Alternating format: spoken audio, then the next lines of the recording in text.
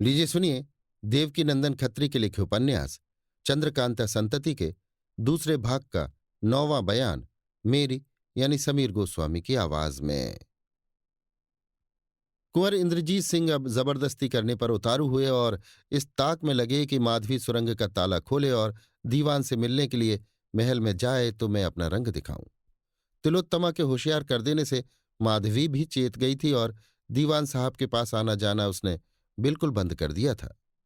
मगर जब से पानी वाली सुरंग बंद की गई, तब से तिलोत्तमा इसी दूसरी सुरंग की राह आने जाने लगी और इस सुरंग की ताली जो माधवी के पास रहती थी अपने पास रखने लगी।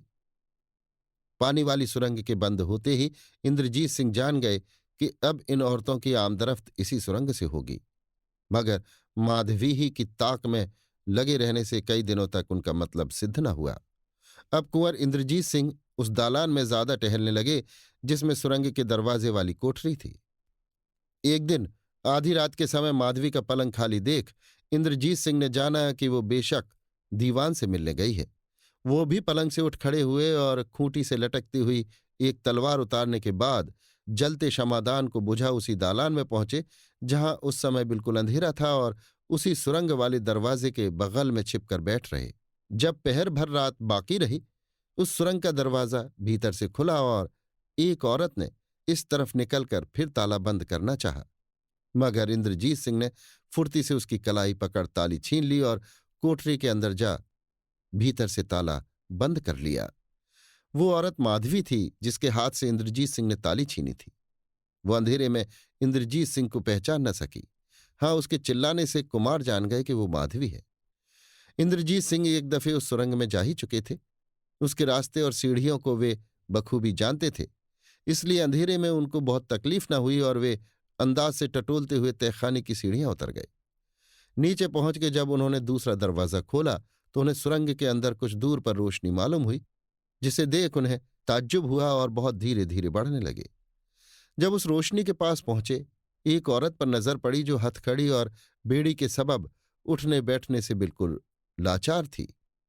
चिराग की रोशनी में इंद्रजीत सिंह ने उसको और उसने इनको अच्छी तरह देखा और दोनों ही चौंक पड़े। ऊपर जिक्र आ जाने से पाठक समझ ही गए होंगे कि ये किशोरी ही है जो तकलीफ के सबब बहुत ही कमजोर और सुस्त हो रही थी। इंद्रजीत सिंह के दिल में उसकी तस्वीर मौजूद थी और इंद्रजीत सिंह उसकी आंखों में पुतली की तरह डेरा जमाए हुए थे। एक ने दूसरे को बखूबी पहचान लिया और ताज्जुब मिली हुई खुशी के सबब देर तक एक दूसरे की सूरत देखते रहे। इसके बाद इंद्रजीत सिंह ने उसकी हथकड़ी और बेड़ी खोल डाली और बड़े प्रेम से हाथ पकड़कर कहा, किशोरी, तू यहां कैसे आ गई?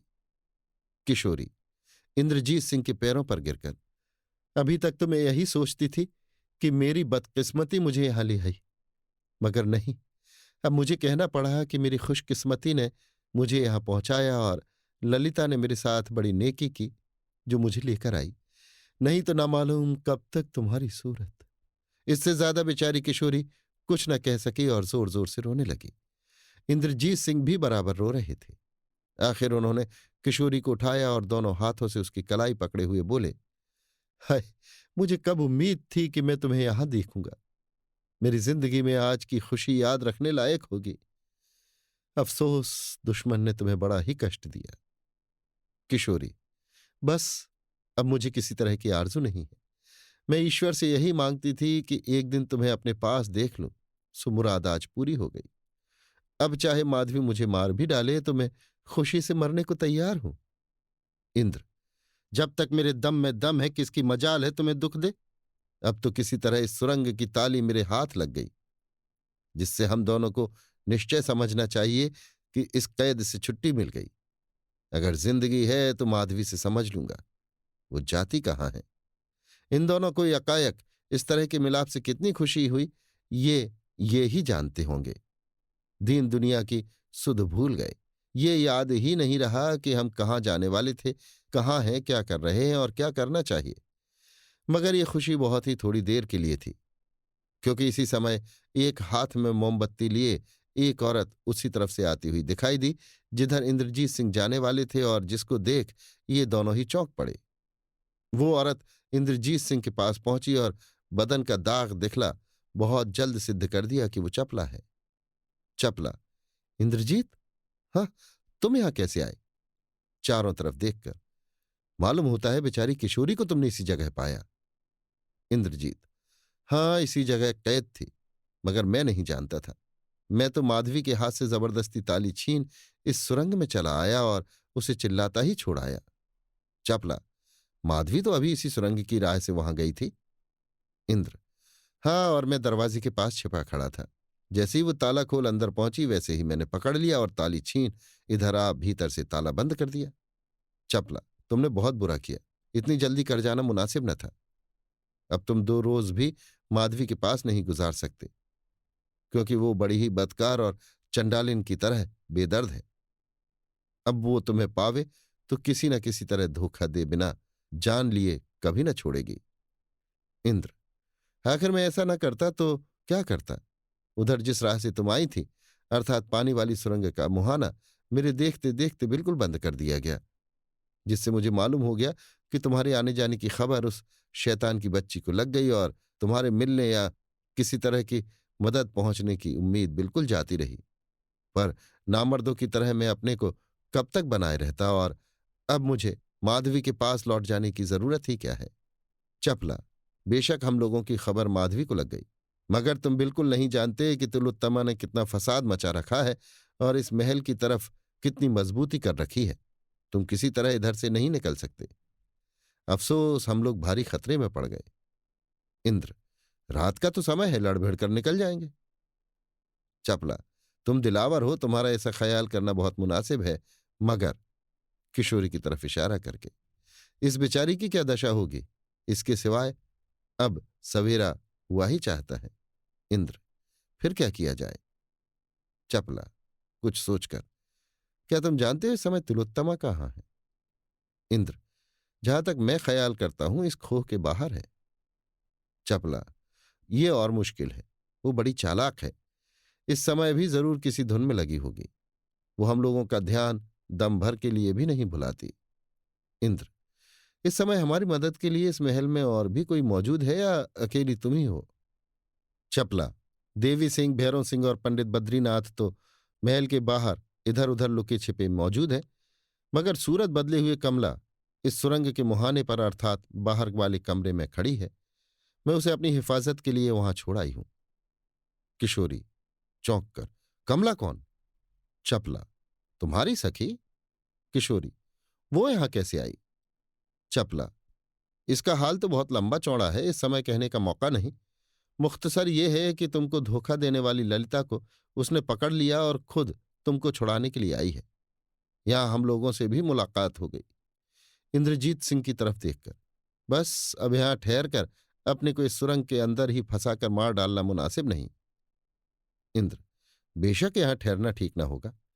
चले चलो, जो होगा देखा जाएगा। तीनों वहां से चल पड़े और सुरंग के दूसरे मुहाने अर्थात उस कमरे में पहुंचे जिसमें माधवी को दीवान साहब के साथ बैठे हुए इंद्रजीत सिंह ने देखा था।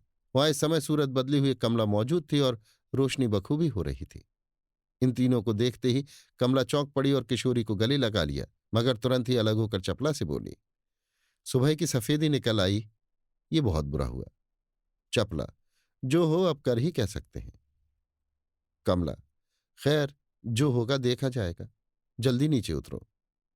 इस खुशनुमा और आलीशान मकान के चारों तरफ बाग था, जिसके चारों तरफ 4 दीवारियां बनी हुई थीं। बाग के पूरब तरफ बहुत बड़ा फाटक था, जहां बारी बारी से 20 आदमी नंगी तलवार लिए घूम घूम कर पहरा देते थे।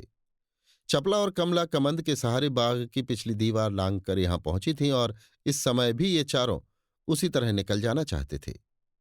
हम ये कहना भूल गए कि बाग के चारों कोनों में 4 गुमटियां बनी हुई थीं, जिनमें 100 सिपाहियों का डेरा था, और आजकल तिलोत्तमा के हुक्म से वे सभी हरदम तैयार रहते थे।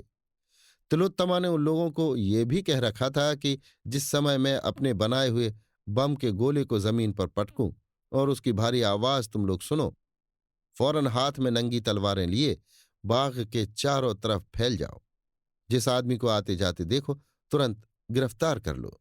चारों आदमी सुरंग का दरवाजा खुला छोड़ नीचे उतरे और कमरे के बाहर हो बाग की पिछली दीवार की तरफ जैसे ही चले कि तिलोत्तमा पर नजर पड़ी। चपला ये ख्याल करके कि अब बहुत ही बुरा हुआ, तिलोत्तमा की तरफ लपकी और उसे पकड़ना चाहा, मगर वो शैतान लोमड़ी की तरह चक्कर मार निकल ही गई और एक किनारे पहुंच मसाले से भरा हुआ एक गेंद जमीन पर पटका, जिसकी भारी आवाज चारों तरफ गूंज गई और उसके कहे मुताबिक सिपाहियों ने होशियार होकर चारों तरफ से बाघ को घेर लिया। तिलोत्तमा के भागकर निकल जाते ही चारों आदमी, जिनके आगे आगे हाथ में नंगी तलवार लिए इंद्रजीत सिंह थे, बाग की पिछली दीवार की तरफ न जाकर सदर फाटक की तरफ लपके, मगर वहां पहुंचते ही पहरे वाले सिपाहियों से रोके गए और मारकाट शुरू हो गई। इंद्रजीत सिंह ने तलवार तथा चपला और कमला ने खंजर चलाने में अच्छी बहादुरी दिखाई। हमारे अय्यार लोग भी बाग के बाहर चारों तरफ लुके छिपे खड़े थे। तिलोत्तमा के चलाए हुए गोले की आवाज सुनकर और किसी भारी फसाद का होना ख्याल कर फाटक पर आ जुटे और खंजर निकाल माधवी के सिपाहियों पर टूट पड़े। बात ही बात में माधवी के बहुत से सिपाहियों की लाशें जमीन पर दिखाई देने लगीं और बहुत बहादुरी के साथ लड़ते भिड़ते हमारे बहादुर लोग किशोरी को लिए निकल ही गए। अय्यार लोग तो दौड़ने भागने में तेज होते ही हैं, इन लोगों का भाग जाना कोई आश्चर्य न था, मगर गोद में किशोरी को उठाए इंद्रजीत सिंह उन लोगों के बराबर में कब दौड़ सकते थे, और अय्यार लोग भी ऐसी अवस्था में उनका साथ कैसे छोड़ सकते थे। लाचार जैसे बना उन दोनों को भी साथ लिए हुए मैदान का रास्ता लिया। इस समय पूरब की तरफ सूर्य की लालिमा अच्छी तरह फैल चुकी थी। माधवी के दीवान अग्निदत्त का मकान इस बाग से बहुत दूर न था और वो बड़े सवेरे उठा करता था। तिलोत्तमा के चलाए हुए गोली की आवाज उसके कान में पहुंच ही चुकी थी। बाग के दरवाजे पर लड़ाई होने की खबर भी उसे उसी समय मिल गई। वो शैतान का बच्चा बहुत ही दिलेर और लड़ाका था। फौरन ढाल तलवार ले मकान के नीचे उतर आया और अपने यहां रहने वाले कई सिपाहियों को साथ ले बाग के दरवाजे पर पहुंचा। देखा कि बहुत से सिपाहियों की लाशें जमीन पर पड़ी हुई हैं और दुश्मन का पता नहीं। बाग के चारों तरफ फैले हुए सिपाही भी फाटक पर जुटे थे और गिनती में 100 से ज्यादा थे। अग्निदत्त ने सभी को ललकारा और साथ ले इंद्रजीत सिंह का पीछा किया। थोड़ी ही दूर उन लोगों को पा लिया और चारों तरफ से घेर मारकाट शुरू कर दी। अग्निदत्त की निगाह किशोरी पर जा पड़ी। अब क्या पूछना था, सब तरफ का ख्याल छोड़ इंद्रजीत सिंह के ऊपर टूट पड़ा। बहुत से आदमियों से लड़ते हुए इंद्रजीत सिंह किशोरी को संभाल न सके और उसे छोड़ तलवार चलाने लगे। अग्निदत्त को मौका मिला। इंद्रजीत सिंह के हाथ से जख्मी होने पर भी उसने दम न लिया और किशोरी को गोद में उठा ले भागा। ये देख इंद्रजीत सिंह की आंखों में खून उतर आया। इतनी भीड़ को काट कर उसका पीछा तो न कर सके, मगर अपने अय्यारों को ललकार कर इस तरह की लड़ाई की कि उन 100 में से आधे बेदम होकर जमीन पर गिर पड़े और बाकी अपने सरदार को चला गया देख जान बचा भाग गए। इंद्रजीत सिंह भी बहुत से जख्मों के लगने से बेहोश होकर जमीन पर गिर पड़े। चपला और भैरव सिंह वगैरह बहुत ही बेदम हो रहे थे, तो भी वे लोग बेहोश इंद्रजीत सिंह को उठा वहां से निकल गए और फिर किसी की निगाह पर न चढ़े। अभी आप सुन रहे थे देवकीनंदन खत्री के लिखे उपन्यास चंद्रकांता संतति के दूसरे भाग का 9वां बयान, मेरी यानी समीर गोस्वामी की आवाज में।